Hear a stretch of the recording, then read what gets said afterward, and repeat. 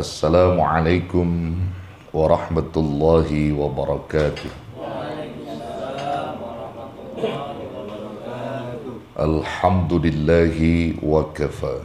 Wassalatu wassalamu ala sayyidil mustafa wa ala alihi wa sahbihi ahli sidqi wal wafa. Wa ba'du faqala azza min qail fi kitabihil aziz. Qalu subhanaka la ilma lana illa ma 'allamtana innaka antal alimul hakim.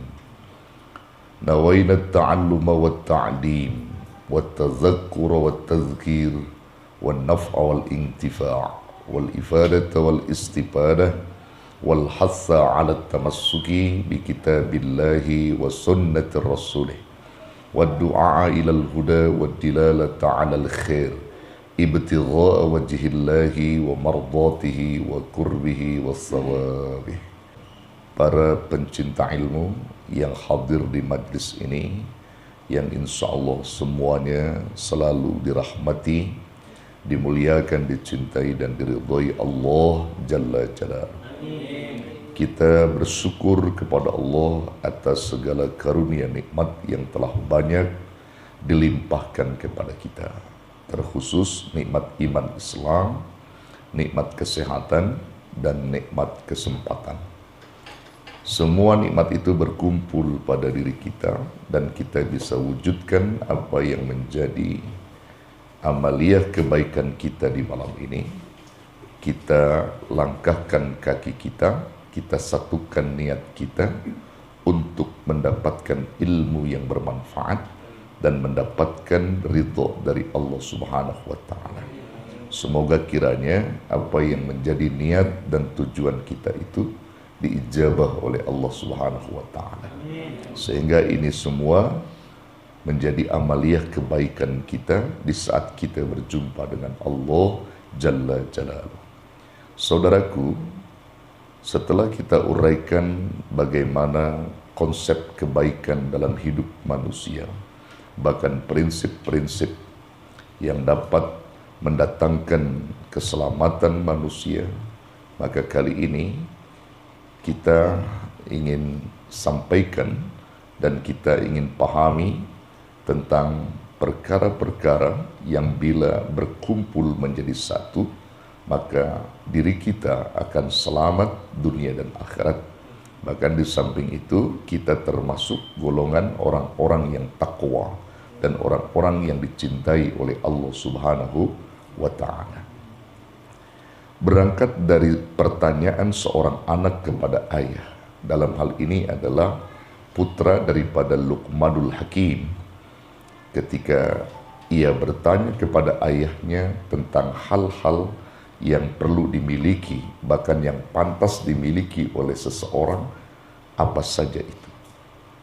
Saudaraku, kita lihat dialog seorang anak kepada ayahnya ini, dan ini juga menjadi iktibar, pelajaran buat kita. Kita sebagai ayah tentu saja ingin menjadi ayah yang memiliki akhlak seperti akhlaknya Luqmanul Hakim kepada anak-anaknya. Dan kalaupun kita sebagai anak, kita pun menginginkan seperti anaknya Luqmanul Hakim yang begitu patuh dan tunduk kepada Allah, juga hormat dan ta'zim kepada ayahnya. Saudaraku, kita lihat dialog anak kepada ayahnya ini. Ketika anaknya Luqmanul Hakim bertanya kepada ayahnya tentang hal apa yang pantas dimiliki manusia itu. Ya abati, ma huwa afdalu syai'in linnas. Wahai ayahku terhormat, perkara apakah yang paling baik dan pantas dimiliki manusia itu? Maka Luqman pun menjawab, kata Luqman, ad-din, agama. Lalu anaknya bertanya lagi kepada ayahnya, idza kana hunaka syai'aini, bagaimana ayah jika ada dua, apakah yang pantas dimiliki manusia itu? Maka Luqman pun menjawab, ad-dinu wal malu, agama dan harta. Anaknya pun kembali bertanya kepada ayahnya, idza kana hunaka thalathatu asya'a, bagaimana jika ada 3 wahai ayah, apa yang pantas dimiliki manusia itu? Luqman pun menegaskan jawaban, ad-dinu wa tharwatu ay al-malu wal 'aru ay al-haya'u. Agama, harta, dan memiliki rasa malu. Anaknya bertanya kembali kepada ayahnya, idza kana hunaka arba'atu asya', bagaimana jika ada 4 wahai ayah, apa yang pantas dimiliki manusia itu? Maka Luqman pun menjawab, ad-dinu wal malu wal 'aru wa husnul khuluqi. Agama, harta, memiliki rasa malu, dan berakhlak mulia. Anaknya penasaran lagi, saudara, sehingga bertanya terus kepada ayahnya, idza kana hunaka khamsatu asya', bagaimana ayah jika ada 5 yang pantas dimiliki manusia itu apa saja? Maka Luqman pun menegaskan dan menjawab kepada anaknya, ad-dinu wal malu wal haya'u wa husnul khuluqi wal karamu ay as-sakhi. Agama, harta, rasa malu, berakhlak mulia, dan memiliki sifat dermawan. Anaknya bertanya kembali, saudara, idza kana hunaka sittatu asya', bagaimana jika ada 6 ayah, apa yang pantas dimiliki manusia itu? Kama akkada Luqmanul Hakim. Kemudian Luqman memberikan penegasan jawaban kepada putranya itu. Apa kata Luqman? Ya bunayya, idza ijtama'at hadhil asya'ul khamsatu fi shakhsin fahuwa min athqiya'illahi wa mahibbuhu. Wahai anakku, jika 5 perkara ini berkumpul menjadi satu pada diri seseorang, fahuwa min athqiyaillah wa mahibbuhu, maka ia termasuk orang yang paling bertakwa dan sebagai kekasih Allah Subhanahu wa ta'ala. Saudaraku, bagaimana inti daripada pertanyaan dan jawaban ini? Kalau kita lihat dialog anak kepada ayahnya, dari mulai pertanyaan pertama, kedua, sampai pertanyaan yang ke-6, lalu Luqmanul Hakim menutup dengan penegasan 5 perkara bila berkumpul menjadi satu dimiliki oleh manusia, maka manusia itu termasuk orang yang paling bertakwa dan dicintai oleh Allah. Kira-kira 5 perkara itu cakep nggak? Bagus nggak? Bagus. Antum udah ada 5 perkara itu. Ini subhanallah. Kalau kita lihat, saudara, ya, satu-satu kita jelaskan. Ketika anaknya ini bertanya, perkara apa wahai ayahku yang paling pantas dimiliki manusia? Yang pertama, Luqman menyebutkan ad-din, agama. Ad-din yang dimaksud Luqmanul Hakim di sini adalah kaitannya dengan al-ilmu, ilmu, yaitu yufaqihu fid-din. Manakala orang itu diberi kepahaman dalam agama, maka itu sudah merupakan sesuatu yang terbaik. Dia punya agama namun tidak paham terhadap agamanya, itu pun termasuk orang yang rugi. Jadi katakan ad-din, agama, dia pun paham akan ilmu-ilmu agama.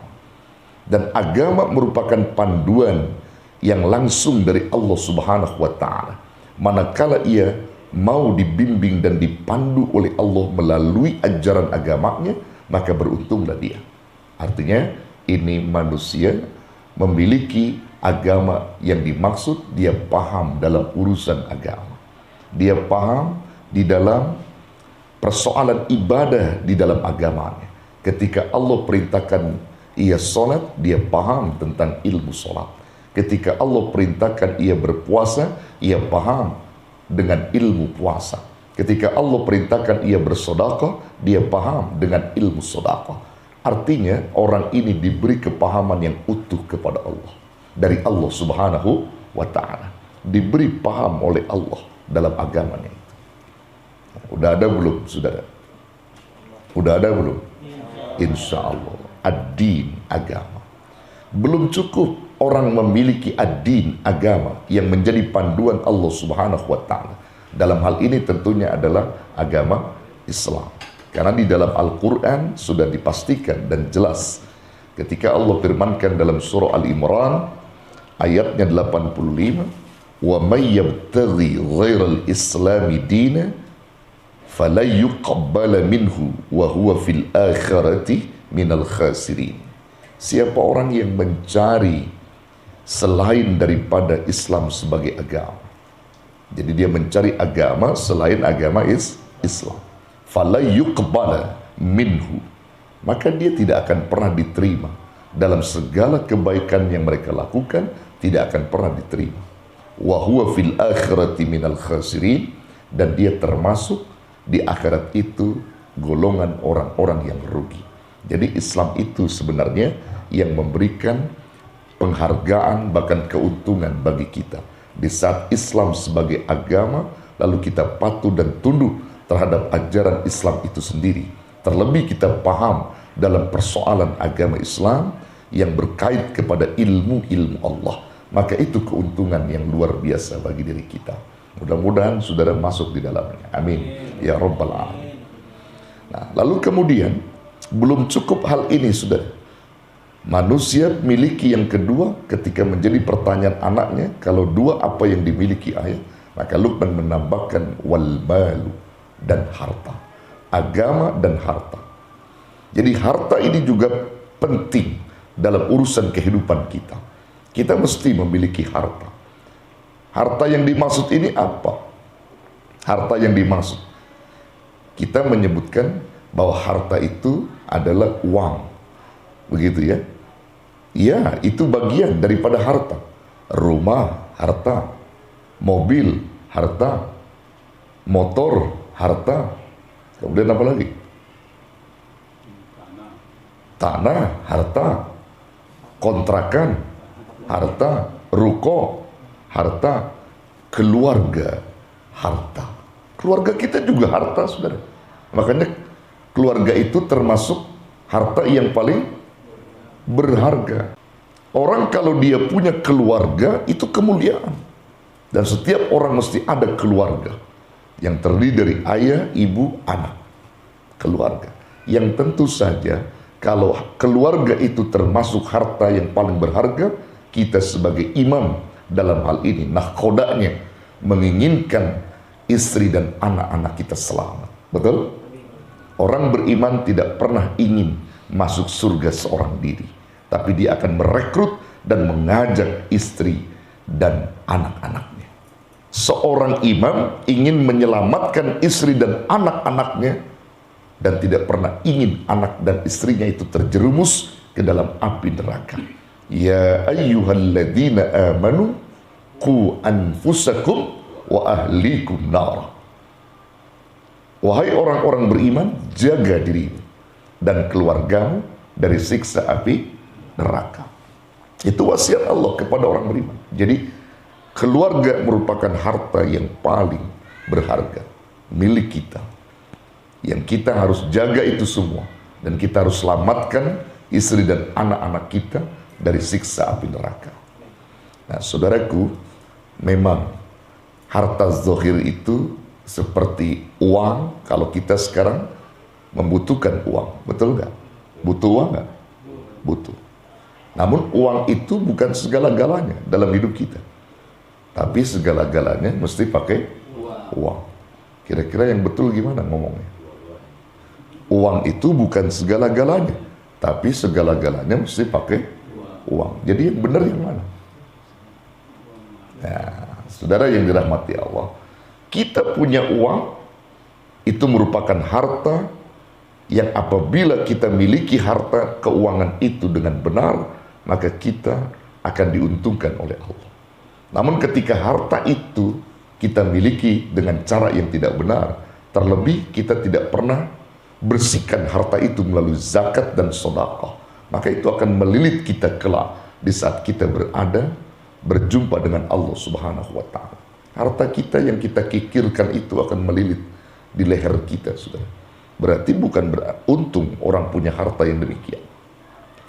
Jadi ada orang yang punya harta membawa berkah, ada orang punya harta tapi membawa siksa, gitu. Antum kira-kira pengennya yang mana? Punya harta membawa berkah, apa punya harta membawa siksa? Membawa berkah. Dan perlu dicatat oleh antum semua, harta yang membawa berkah itu memiliki 4 ciri. Ada 4 ciri harta yang membawa keberkahan hidup kita. Dan ini yang dimaksudkan oleh Luqmanul Hakim.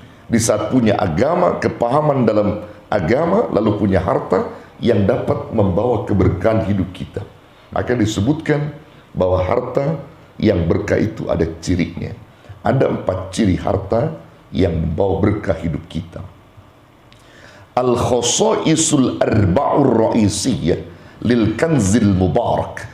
Ciri-ciri harta yang membawa keberkahan hidup manusia itu ada 4. Yang pertama disebutkan ats-tsarwatu ay al-malu taj'aluka aktsar taqwa. Harta yang kita miliki, maka harta itu semakin membuat kita takwa, semakin membuatmu takwa.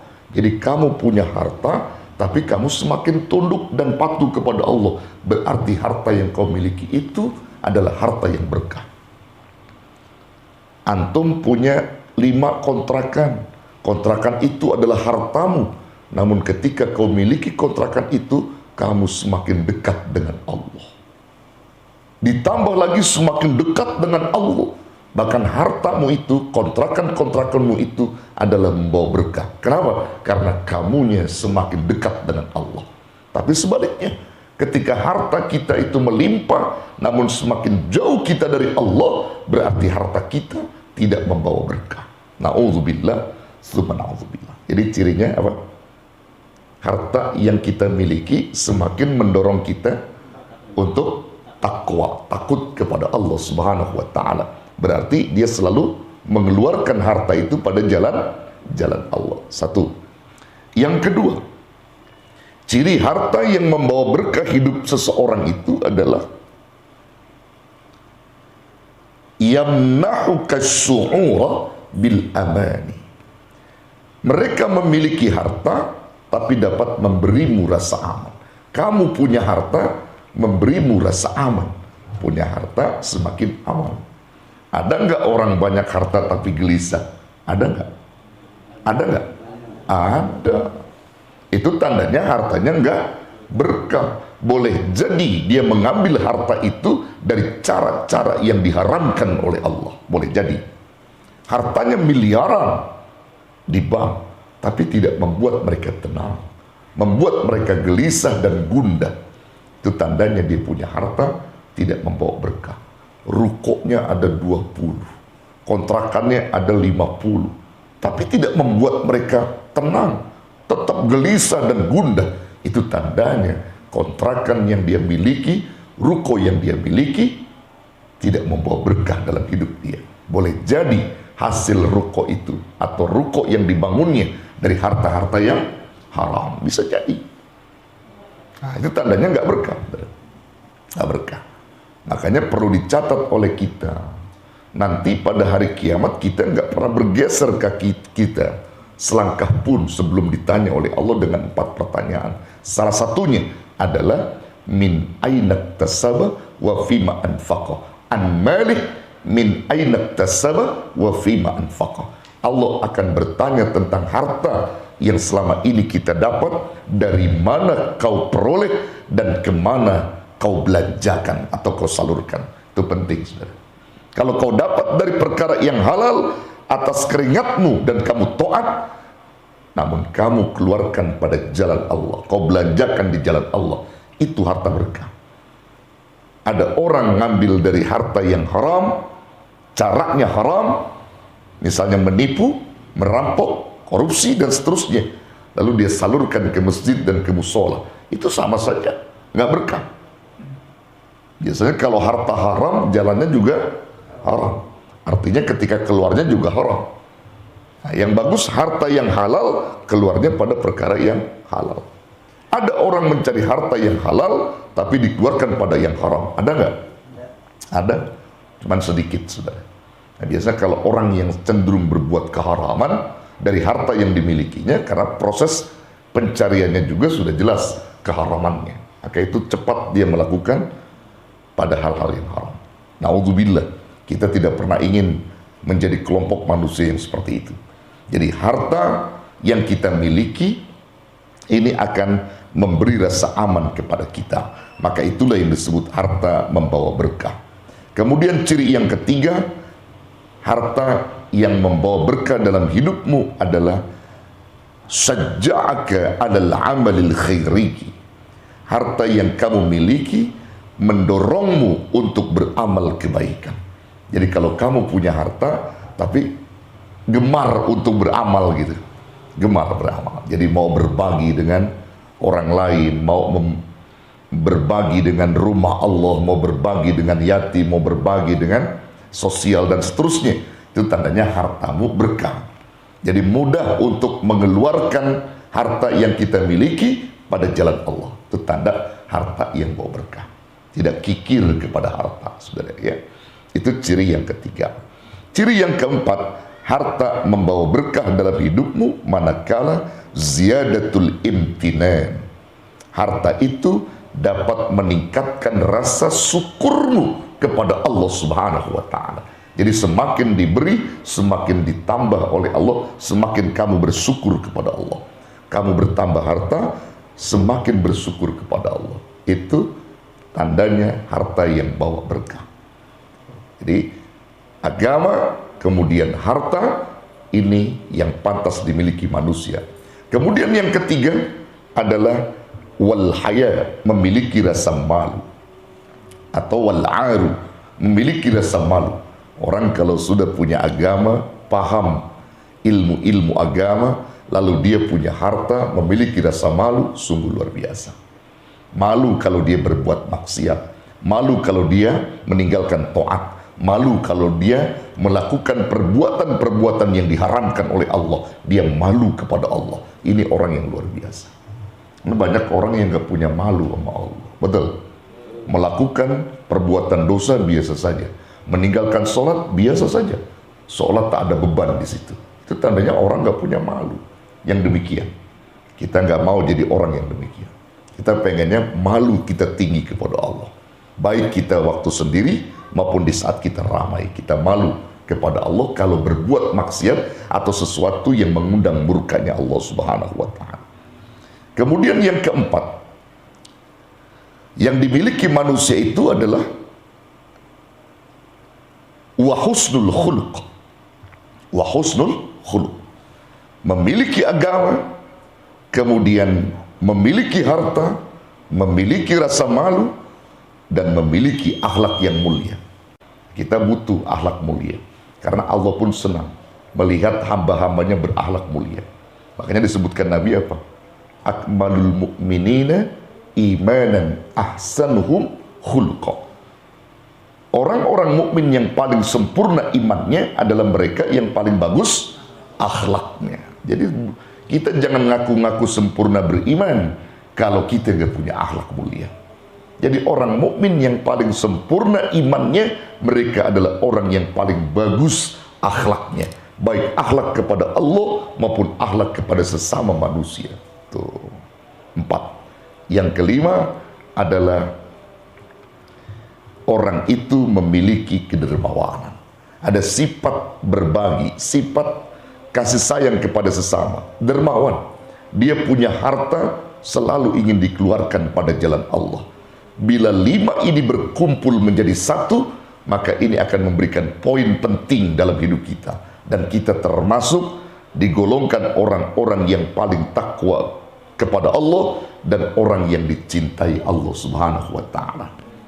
Mudah-mudahan antum masuk di dalamnya, amin. Ya, jadi 5 tadi apabila berkumpul pada diri kita, insya Allah kita termasuk orang yang takwa dan orang yang dicintai Allah Subhanahu wa ta'ala.